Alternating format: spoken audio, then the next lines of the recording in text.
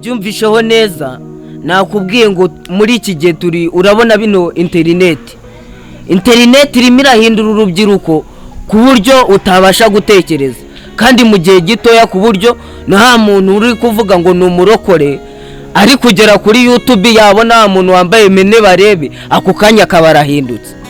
Ku bijyanye n'imyambarire abana ntago abantu bahora muri generation imwe,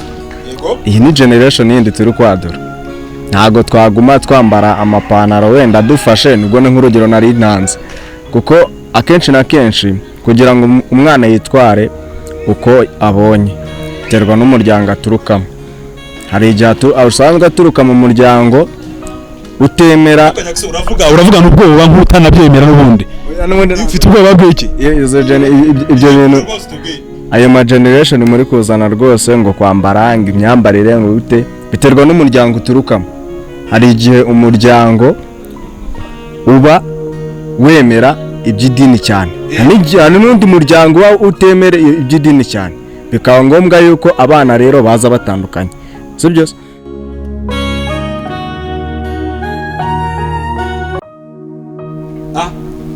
Abavandimwe b'abakunzi bacu abo birimo twongeye kubasuhuza mu uyu munsi,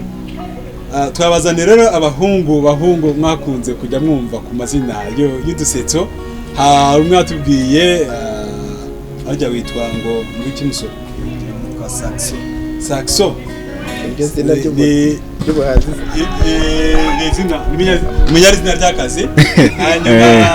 hari umusore mwaradusabye ko rwose twamubazanira uyu munsi, twamushakishije twongeye tumugeraho ku izina rya Diaspora.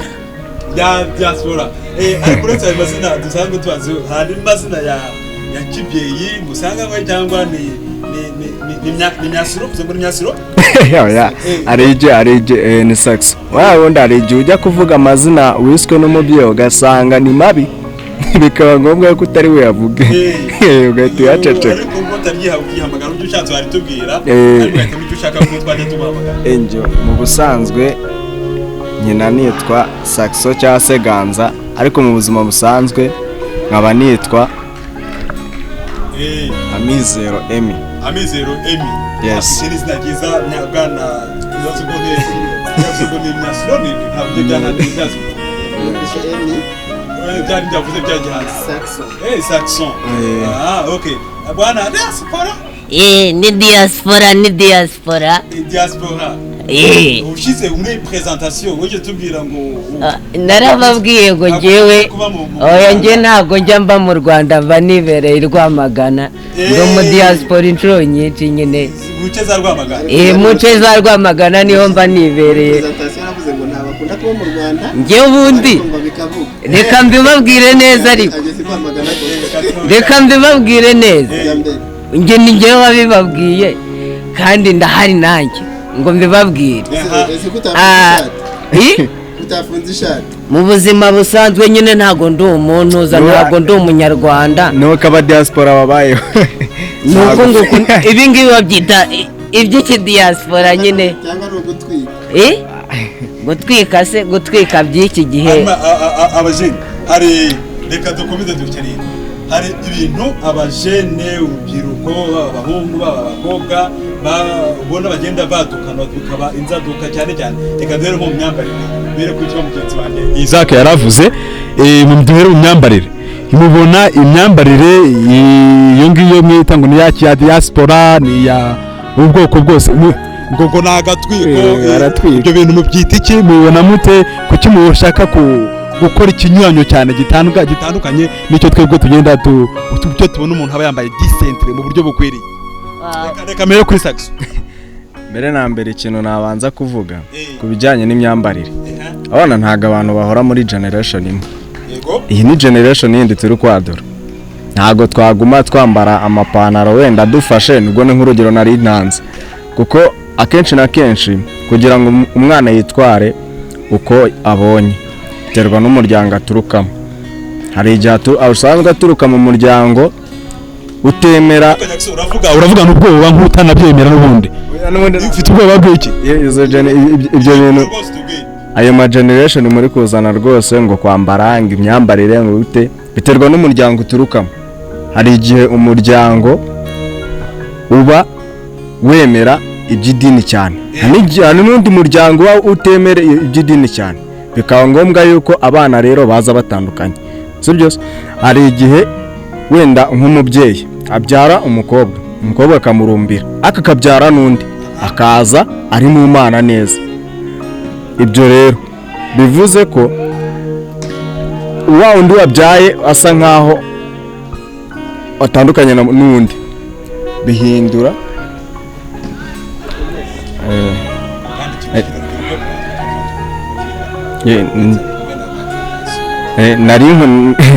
nari nkomoje aho ngaho ko umubyeyi ashobora kubyara abana babiri, hakavamo umukobwa umwe ushobora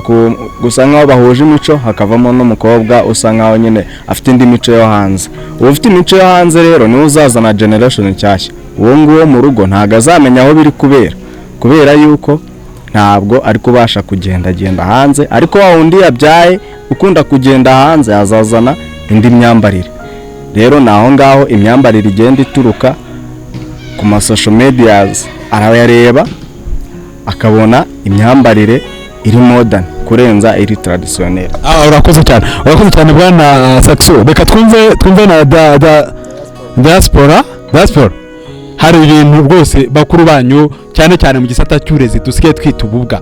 ugasanga agasore wumva kambaye ipataro nziza ya kikipi imyiragakwira ariko kakenyereye mu matako, kamanuye kakenyereye mu matako, urumva ukavuga si ibi bintu ni ibiki? Abwirutse wambaye gute noneho wumve ububwa kuntu bwaje ko ububwa, ubwite wambaye gute n'utanzamurira umushahara ukawutama amafaranga ntukandagike kuzamura n'ipataro, reka nyambarira aho nyambarira ninjye unige bayeguriye. Ibyo wo byita iki? Ijya abandi babyita ububwa, wo byita ubustari, ubusirimu. Mugenzi wavuze ngo ni generation, ngo ntaze izo generation, izo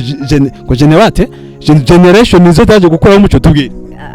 Urakoze cyane Boringo kumereza ijambo kugira ngo tuvuge kuri kino kintu. Muri bino bintu cyane ibintu byanenye no kwambara ibintu n'iki ubundi mu bantu bize literature mu byiciro hari aho tugira icyiciro cyitwa postmodernism. Ubu rero tugeze mu cyiciro cya ugenekereje mu cyangwa tubwire nyine ni muri cya gihe ubu usanga abantu bose bageze ku iterambere. Ndakeka kuri muranyumva neza uri murasobanukirwa. Ubu rero umwana arabyuka yaba akivuka agisohoka mu nda ya nyina agahita ashaka rya terambere rero ni hahandi tugiramo za zindi za interineti. Izo za interineti rero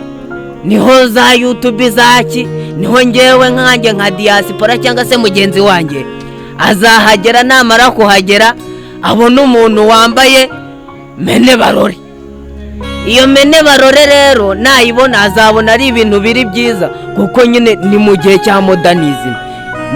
modernism. Nyine abantu bose arimo arabona umuntu yambaye gutyo nyine ari kumaza kumva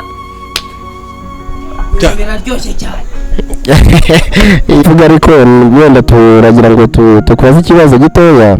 kandi uri kure nyine nagisubiza. Ubundi harya uriga cyangwa warize? Ibyo byose wabageze ku ntebe y'ishuri. Wowe wiga senior 6, urumva uru rubyiruko kandi ni Rwanda rw'ejo. Waba wemera yuko abarimu ari urugero rwiza kandi wakwigiraho? Urabyemera cyangwa ntubyemera? None se kuki iyo tugiye mu rubyiruko rimwe na rimwe usangamo urubyiruko rushaka kwambara bihabanye cyane nuko abarimu bambara, kandi abarimu bagakwiye kuba ari urugero rw'abanyeshuri? Uko nari nabigusobanuriye nubwo nyine utabyumvisheho neza, nakubwiye ngo muri iki gihe turi urabona bino internet irimo irahindura urubyiruko ku buryo utabasha gutekereza, kandi mu gihe gitoya ku buryo nta muntu uri kuvuga ngo ni umurokore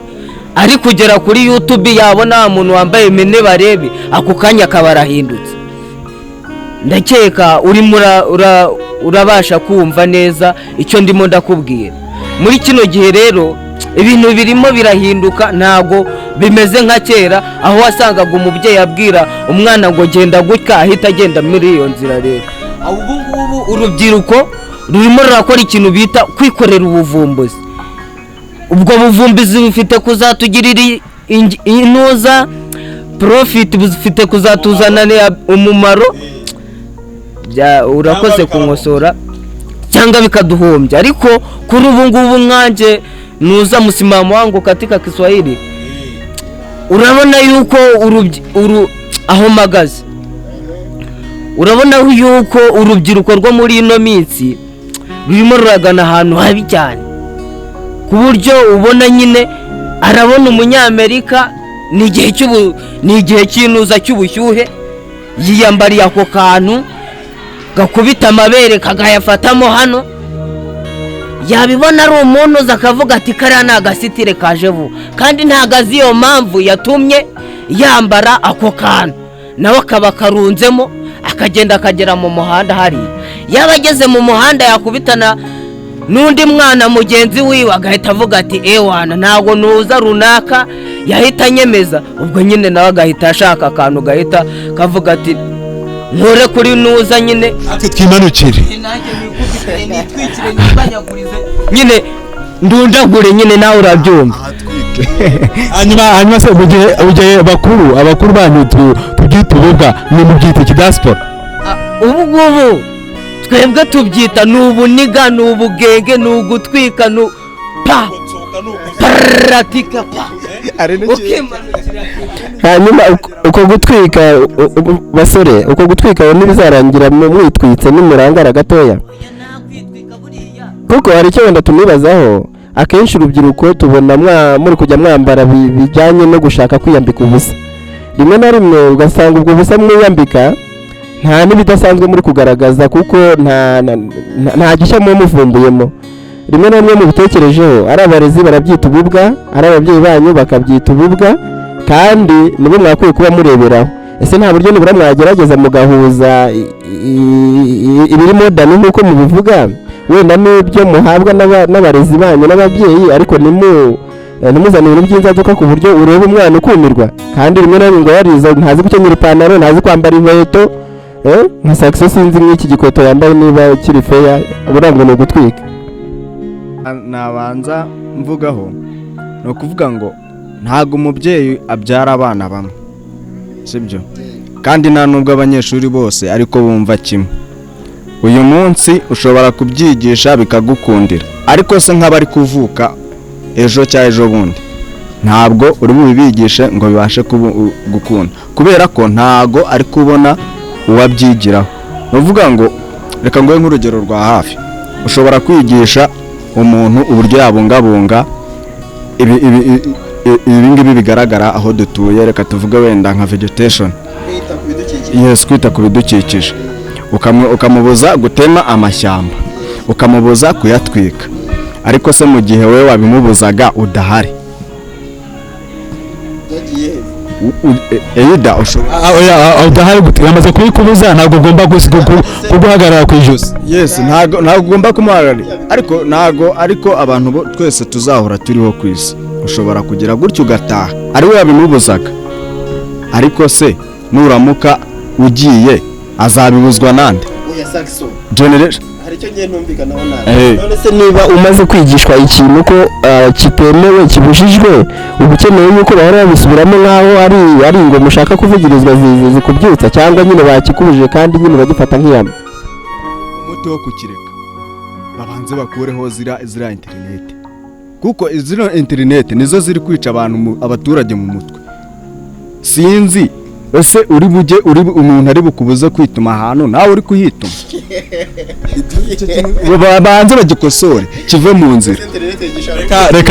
Reka tuvuge ku gato ku bijyanye n'umuco nyarwanda, reka tugaruke gato ndetse no ku rurimi rw'ikinyarwanda, aho usanga mwahengamye ibintu ngo mudashaka ibintu bibavuna. N'ubu ukuri muri kuvuga ikinyarwanda ubwabyo wumva ko harimo ikibazo, ntago ngo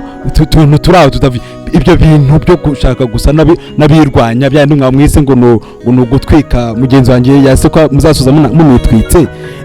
Ibyo ababyeyi bakomeza kwita nk'ububwa mu myambarire, mu mivugire, muri gahunda zose zo kubona hameze nko gushinga ijosi, wenda ngo nuko batabahagaze ku ijosi bimeze gute?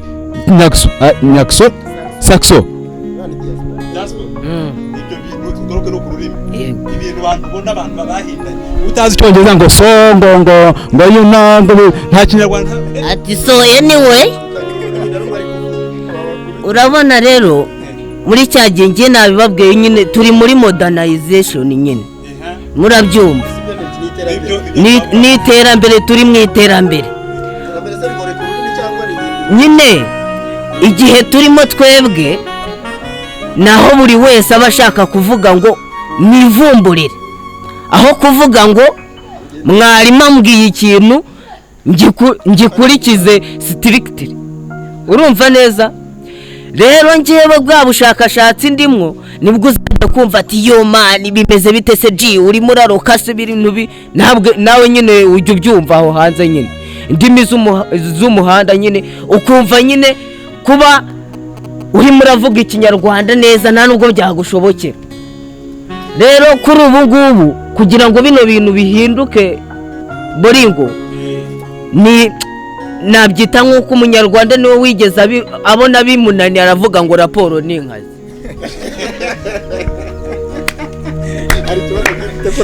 kuri abasore none se ba Saxo na diaspora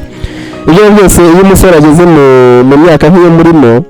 aba agomba no gutekereza wenda ko ejo azaba umugabo kandi nicyo cyerekezo iyo urebye imibereho y'abasore y'urubyiruko ruri kugeraho muri iyi minsi uburyo rwishora mu biyobyabwenge imyambarire hanze ahangaha mbese umwifato ejo murabona muri abantu muzajya kwa ba sebukwe mukavuga ati abasaza n'abakecuru bakabajya inyuma baherekeje bavuga ati ni umusore tugiye gusabira umugeni murabona muzavamo abagabo cyangwa tubigire generation y'abantu bari aho gusa ubona badafatika nta kuvuga ngo abantu bimbwa kuko nyine sinzi umuhanzi wabiririmbye ngo umusore yagiye gushaka umugore ngo ndabona ngo arimo aragwamo ngo amaciki ngo ibiki n'ibiki ngo twagiranye ku maciki uzi umusaza agiye kumusubiza ikintu yamusubije boringo mbaza ngo ni igiki yaramubwiye ngo mube musubiye iwanyu muzaze muvuga ibyo tugira dute twumva mwese mu mutima tujyana hino ngarutse inyuma gatoya kugira ngo tuzubake urugo bigire nyine bizabagora ni sajyari ni sajyari rwose nta kundi aravuze ngo ni sajyari ngo nyine ngo biragoye cyane biragoye muri zino ndimi harimo izo bita indimi z'imihanda njyewe rero nakubeshya barabara neza harimo n'iz'imirira oya ni ukuvuga ngo ubundi uyu nguyu ni umunyendimi umunyendimi n'umunyamibare bahuye ni ibintu bitumvikana buriya nyine ndi umunyendimi ariko nyine muravumbura mwebwe ariko kumbwira ngo umunyamibare ngo hari terime nshyashya y'ikinyarwanda yaje ntago tuyumva iyo ngiyo si byose ntago tuyumva ubundi kereka abantu bose baramutse abasore bose bari muri iki gihugu baramutse bose babaye biga nk'imibare kuko umubare ntago utuma igisubizo wese igisubizo ikizanye ntago kijyanye n'ibyo abantu bigisubizo kiko ngira ngo noneho urabona kugira ngo dukeneke ururimi urubyiruko rwose rugabanye ibintu byo kuvuga ibishegu ngarutse dufite kujya tubwiza abana bacu mu kinyarwanda cyuzuye pana kuvuga ngo mwana wanjye uri umunyarwanda pire ariko aho ngaho iwanyu murabibona namwe muri abanyeshuri muri abarimu usanga hari n'umwarimu kandi uwo mwarimu ni umunyarwanda ugasanga umwana wiwe yivugira icyongereza gusa ufite kumubwira ngo avuge ikiganiro gifite iminota nka 30 umva ewan avuga ikinyarwanda gusa bikamunanira rero ntago ikibazo kiri mu rubyiruko gusa ahubwo mu barezi mu babyeyi naho hari ikibazo gikomeye cyane diaspora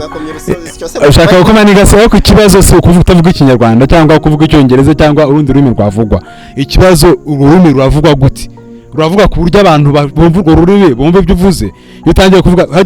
mu kanya wari uvuze ngo ni ku maciki ngo mumanutse ngo twapofotse umwana turapofoka zana za gogosi nyine ni indimi z'imihanda tu indimi z'imihanda zadutse ibyo mbyita ubusirimu mubyita ubusirimu mushingiye kuki impamvu tubyita ubusirimu urabona nyine mugenzi wawe akora ikintu nawe ugakora nese wagendera muri nuze muri ukaba exemplary y'umukecuru cyangwa wundi ugenda nyine kuki muhitamo kwigana Nyaxo Saxo kuki muhitamo kwigana ububwa mugasiga gahunda za kigabo ariko se reka mubaze akabazo kamwe Boringo niba mugenzi wawe aje akubwira izo sirenge wamusubiza muri na amasirenge nawe kumusubiza ukamubwira uti njyewe nakuriye mu muryango wubaha Imana ibyo bintu simbishaka ahita akubwira ati wowe uzapfura imbwa uzapfura umunyacyaro ugahita uva mu bugabo ukajya mu bubwa icyo gihe nawe ugerageza kwishanisha nawe hanyuma nawe mugasangira ki ubwo bubwa ariko uko ugenda ubumaramo igihe ugenda nawe urushaho kugira ute kubimbwa cyane yes dukora iki dukomeze tubafashe abantu urubyiruko ruhurudukire mu bugabo kandi ubwo mutangira mu masirenge mukajya mu matabi mukazamukira mu ngogi amapatara akagwa imutiya zikazamuka ibyo bintu tubashyikiye mw'icyo cyangwa namufite ikintu mwatanga nk'urubyiruko mufashe urubyiruko rugenzi rwanyu ku buryo abantu bagira icyo bakosora urakoze cyane ikintu ngewe mfite natanga ntidukurikirane inuza imbuga nkoranyambaga cyane ahubwo dukurikize iby'ababyeyi bacu ariko aho hantu naho hari ikibazo notabene yego hari igihe uba usanga umubyeyi aho kugira ngo akwigishe intuza umuco cyangwa se akwigishe ibyo uko ugendamo ahubwo ari ugutanisha twebwe mu mvugo hari ababyeyi bamwe namwe nabo bazi aya masirengezo ndimi zo ku muhanda cyangwa amapataro yaratsutse barisanyura undi umanura ipantaro akagenda yagize ati murayirashe ni bya bintu bita kwasa imbogo semplare reka tunyarukire nko muri Kigali sinzi impamvu zabyarwa n'umubyeyi urukumva unywa itabi ngo urananirwe kurinywa ese izo nizo ndangagaciro bakagombye kudutoza twebwe nk'abana bari wowe utiki n'ababyeyi babashuka reka nkubwire reka nkubwire baca umugani mu kinyarwanda uretse gato hari ukuntu kwivanga muti ni imbuga nkoranyambaga za YouTube n'ibindi mwarangiza mugahindukira ku babyeyi ukumva namwe musanya ari kuducanga ngo twumve yuko nta kibazo mufite kandi ikibazo gito oya kubacanga byo ni ngombwa ariko namwe muraza kubyiyumvira neza izo mbuga nkoranyambaga Boyingo witonze ntago ari ababyeyi ariko umubyeyi afiteho responsibility nyinshi kugira ngo abikontoreringe cyangwa se kugira ngo abimanaginge uti gute njyewe ndi umwana baca umugani mu kinyarwanda ngo igiti kigororwa kikiri gito none rero nimba umubyeyi afashe telefone ndize cyangwa se mbabaye akanagira iyo telefone anagiye iyo telefoni ahantu ndaruhukira ni ku mbuga nkoranyambaga ubwo rero umubyeyi niwe ubaye inzira yo kugira ngo ngere mbone cya kindi kibi ahubwo ikintu ababyeyi bafite yakanagiye nk'igitabo ati enda soma ku muco nyarwanda enda soma uburyo ba kera bitwaraga enda soma uburyo imihango ya kera y'ubukwe cyangwa se y'uburyo bagenzaga gutya na gutya ibintu by'imyeyo ku bakobwa n'ibiki uburyo umwana w'umuhungu yajyaga mu ntuza akiga kumasha agakubita mu itorero umukobwa akagenda akagira gutya akajya mu rubohero akigwa uko kuboha n'izo keya y'uburyo azajya ku mugabo ariko ubu ngubu ko numva ubizi ahubwo uzwa n'iki kubikora ko numva mubizi igituma mutabikora n'icyo amapatara akaba agiye kubacikana andi mukaba mugomba kuyashyiramo mushatse kuyakuramo mushatse ariko rero njyewe wenda reka tugaruke gato ku nama njyewe wenda ushobora gusanga ntambara ipantaro wenda imanutse hasi nk'uko batangiye bivuga ngo zigeze munsi ngo y'imigabane 2 niko numva babyita nkaba ntabyambara ariko se Boringo mubanze namwe mu dutangira ubu butumwa sinzi impamvu uzajya kwigishwa n'umwarimu nawe waje wambaye gutyo ubwo se uwo munsi uzafata iryo somo ahubwo uzahera ko nawe umanura ipantaro yambare nk'uko mwarimu yabigutumye ariko nanone indi nama natanga igihugu gikuye kongera kuzana itorero abahungu tukajya mu itorero kimwe n'abakobwa tukiga indangagaciro n'umuco ndetse na kirazira by'umuco nyarwanda aho kugira ngo dukomeze kuko ubugezeho kubwira ati urakoze Jackson urakoze reka dusoza reka Isaac agire akantu k'umusozo gatuhahe n'inama nabo bari mu wasanga nabo bari baharirwa na Isaac yashoboka cyane ariko cyane bajya baduhinira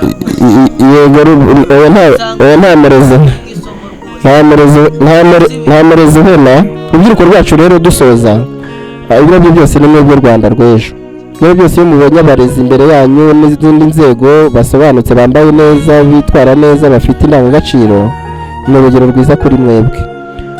n'uwo mwarimu mushobora kuvuga ngo wambaye nabi ashobora kuba atari we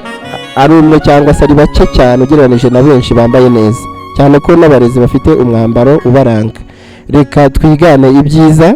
dutere umugongo ibibi ibyiza birahari kandi byinshi reka tubyigane kugira ngo natwe bitubere igitabo twigiramo kugira ngo natwe tuzavemo abagabo nyabagabo hanyuma kandi dusanga urubyiruko rugenzi rwacu twigire ku bazima ubona bakurikiye umurongo nyamurongo ibindi byose wenda turimo twigana tubibonye ngo ku mbuga nkoranyambaga ziriya mbuga nkoranyambaga ntabwo zizadutunga ntabwo zizaturerera imiryango ntabwo zizajya kuturambagiriza no kuturemera imiryango ntabwo bishoboka ibyo byose so ubukwe nyuko ubukwe imiryango uzakubona nkawe Saxo cyangwa se nkawe diaspora bazakurebera muri ya ndorerwamo n'ubundi wakuriyemo cyangwa se uburyo witwara ukwiye kwitwara mu buryo nawe buguhesha ishema buhesha umuryango wawe ishema buhesha igihugu ishema ku buryo tugira urubyiruko nyarubyiruko rufite ubwenge ureba ukabona ari urubyiruko ruzima rutabaswe n'ibiyobyabwenge rutabaswe n'imyambarire yo kwambara ubusa ahubwo ubona bafite icyerekezo cy'ejo hazaza kandi heza abarezi rero nabo muri rusange ni burya nta muntu utanga icyo adafite kandi akenshi uko umuntu ari nabyo ubwabyo ni icyigisho turasaba n'ubundi abarezi bacu kugira ngo bakomeze babarezi barerera u Rwanda babe urugero rwiza ku rubyiruko kugira ngo urubyiruko rwacu rubure impamvu ari yose rwahera rwitwara nabi ahubwo wenda ntirwitwara nabi rubyitiyemo ibyo ngibyo ni bya bindi n'ubundi gupfuye ntawe ugira gute ntawe umurira kandi wishe ari abayizize mu yandi magambo ntabwo rero dushaka yuko mwiyica ahubwo mwigana ibyiza birahari kandi byiza twese twubaka igihugu twifuza murakoze cyane ubwo basore beza murakoze kutuganirira nizere ko mugiye kuba urumuri rwiza n'umucyo hanyuma mwatungaga n'agatoki abarezi ntabwo twakoneza ko hari abarezi benshi mushaka kuba munanganya imyaka nabo bumva bakiri mu munyenga ariko ubwo reka dukomeze dutanga umucyo kandi mwebwe mwitware neza aho muri ucana itara ku irembo iwawe nihabona n'undi azakwigira hazatambuka akeye murakoze cyane kuri mugoroba sinzireba yenda icyo mwashobora kwifuriza abantu bakunda kureba ibiganiro byacu reka mpere kuri Nyagiso mu masegonda Saxo ariko vanamo ingofero gatoya ugiye gusuhuza abakuru noneho mu kinyarwanda kizima mu masegonda nk'atanu ugira ijambo babwira n'impinduka witeguye gukora mu byo twavugaga murakoze cyane nk'uko hatangiye bivuga nitwa Saxo nkaba ndi umukinnyi wa filime inama ya mbere mbashe kunguka muri iki kiganiro ni uburyo ki dukwiye kwitwara muri sosiyete haba aho tugenda n'aho duca ni ukuvuga ngo iyo werekanye ishusho mbi muri sosiyete n'abandi barayikurikiza ariko iyo utanze urugero rwiza abandi iyo barukurikije hari ahandi babasha kurenga urubwirije ivanjiri nziza arakoze cyane bwana diaspora hari akajwi abantu baba bakumenyereyemo ushaka kuba waragiye ukura kakagenda kwaguceka sura cyakagira ijwi n'umuryerye murakoze cyane abateze amatwi abo birimo TV n'abarimo barayireba njye nitwa Diaspora ndabishimiye kuba mwaduteze amatwi muri kino kiganiro. Ntago ibyo navuze ariko mbikora, ariko hanze ahangaha hari urubyiruko rubikora, ariko icyo ndushishikariza ni kutarebera ku bandi ngo bishinge izo social media, ahubwo imbuga nkoranyambaga, ahubwo bagakurikiza impanuro ababyeyi babo babahereza. Ibyo ngibyo bizabafasha kugera ku iterambere bifuza bakubaka ejo hazabo ejo heza habo heza. Abantu bigisha Ikinyarwanda baracyafite akazi, simpe gweza nuko n'uburyoza no kuba intyozo bwabyo nabyo bisaba ikindi kintu nakavukire, ariko murakoze cyane basore beza, kandi umwanya wanyu si ntabwo ari ipfa gusa. Reka dukomeze tubagatara keza, mudukandira like, abacu musharinga, kandi dukomeza kuzamura ireme ry'uburezi ndetse tutitengagije n'umuco n'uburere bya Kinyarwanda. Umugoroba mwiza kuri twese.